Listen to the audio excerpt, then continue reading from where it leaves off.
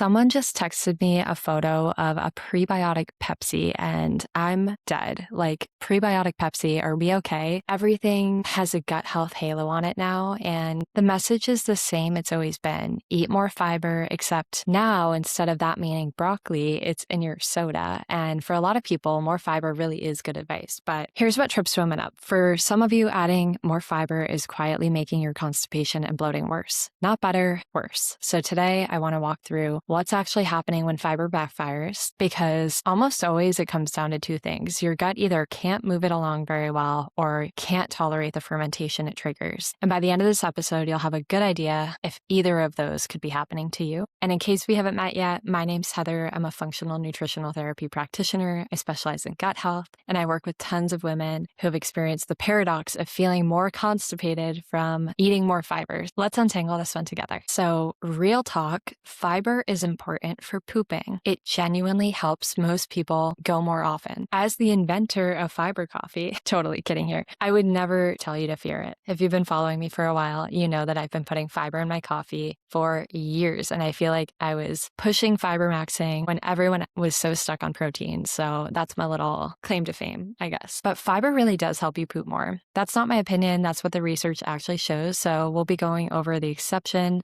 to this today in the episode. But first, let's cover what the research on fiber actually found as it relates to bowel movements so that you have some context for what is normal most of the time. There was a review study on this topic done in 2022, and a review study just means a study that looks at a whole bunch of other studies done on a topic. So it looks at a broader pattern instead of just making conclusions from one singular study or data set. I try to reference these as often as I can, but this review study looked at 16 trials and 1,251 people with constipation, and it look specifically at what fiber does to their bowels, how often they went, their stool consistency, their overall bowel pattern. And across the board, fiber improved all three of these metrics in adults with chronic constipation. So that's the rule. And I want it to be crystal clear that for the majority of constipated people, more fiber means less constipation. We love that because, ladies, it is so simple. You can get more fiber in just by eating more fruits, veggies, whole grains, nuts, and legumes. And if you haven't tried this yet, this is going to be the best place to start with addressing your constipation. You know, hydration, of course, and all the other things, which, I talk about in other episodes too. But fiber, eating more fiber,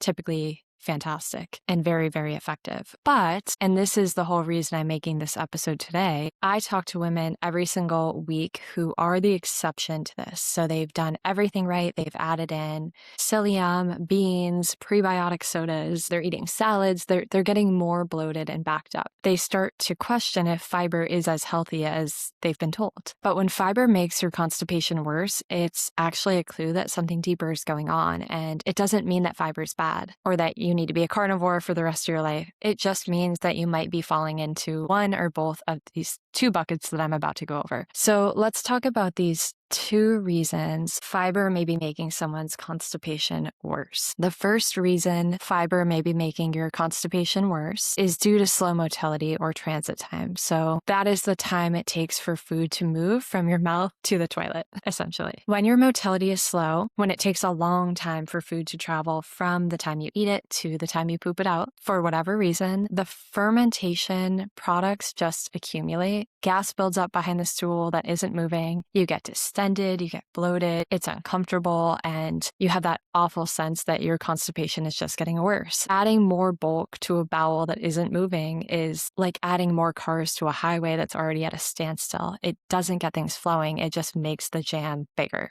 right? And far and away, the most common reason that transit is slow in the first place is something called methane. So here's the domino effect. The fiber you eat gets fermented down into hydrogen gas, and then it gets converted by methane-producing archaea into methane gas.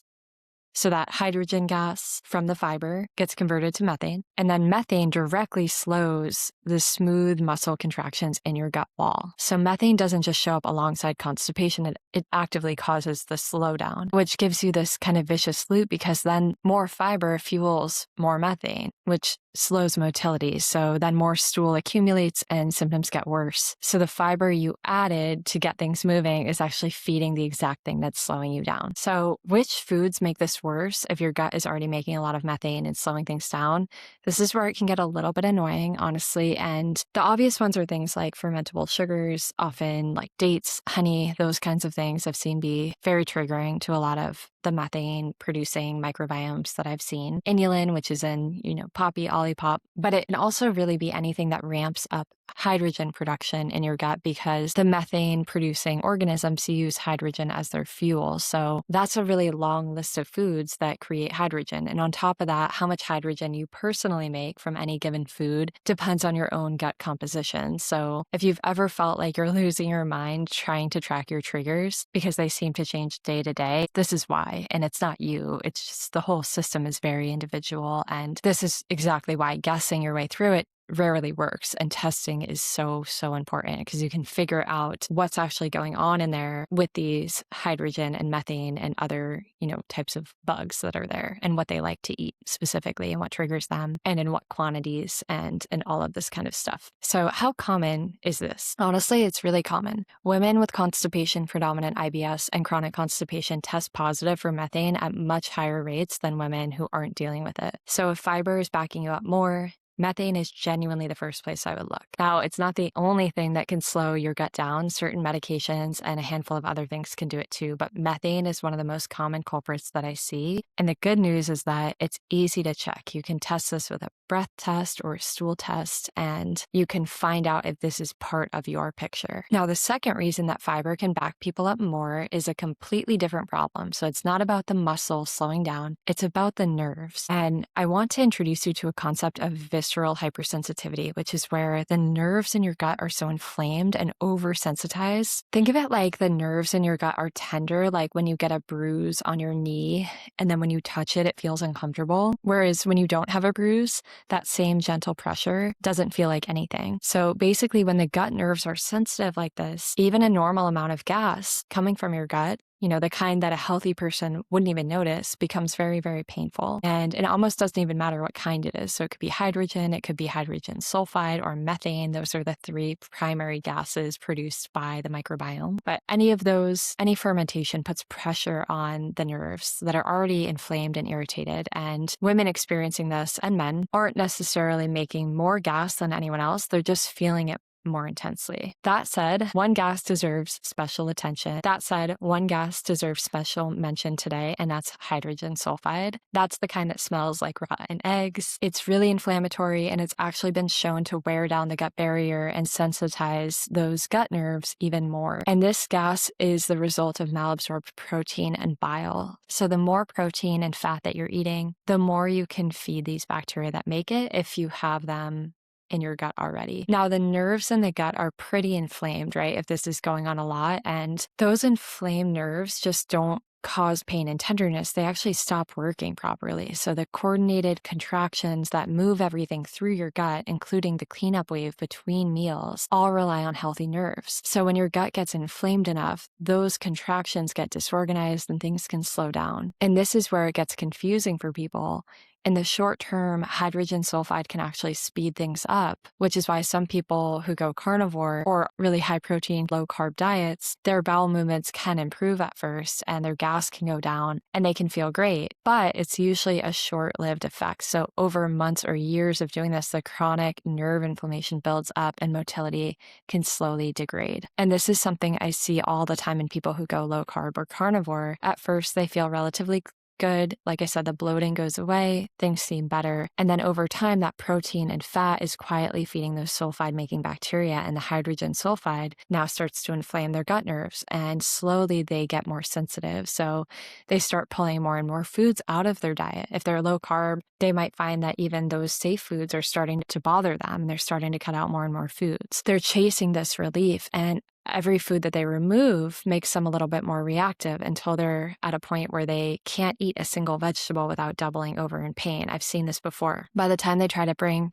fiber back in, even in small amounts, this small amount of, even like a normal amount of gas production from that fiber happening in their microbiome can feel excruciating, and their motility has slowed down on top of that. The diet that rescued them in the short term slowly made their nerves more reactive and their gut more sluggish. When someone reacts to fiber after a long period of eating low fiber, this is often what's going on. So here's the most useful thing that you can take away from this episode. If fiber is consistently making you worse, don't read that as fiber isn't for me. Read that as a red flag or something to investigate a little bit more. That might mean checking your transit time, your methane, hydrogen, or hydrogen sulfide gas levels, assessing your gut lining and the composition of your gut bacteria, things like that. Because fiber making your constipation worse is never an argument against fiber. It's really just your gut telling you that something is off and needs to be fixed first, whether that's methane overgrowth, slow motility from another cause, nerves that need to be calmed down before you slowly reintroduce fermentable foods and fibers. It's all just information, and the more you know, the more methodically you can approach feeling better. If you've been adding the fiber, drinking the prebiotic sodas, doing everything social media has told you to, and you're somehow more bloated and more backed up, that's exactly the kind of thing that we help people untangle one-on-one. Our Gut Health Glow Up program is designed to help you dive deeper into what's happening inside your microbiome so we can help you eat, dress, and live with freedom again. If you're interested in working together, DM me a podcast on Instagram at Detox Heather. And if you want, I'm going to also link a bunch of free guides available down below. Not a bunch, but we have a couple of free guides that if you want more information, that will be available. And if you found this episode helpful, liking it or reviewing it will encourage the platform that you're listening on to share this with more people who are searching for this kind of info, so you can support the channel and support other people finding this info anytime by doing that if you enjoy it. And I'll talk to you on the next episode. Bye for now.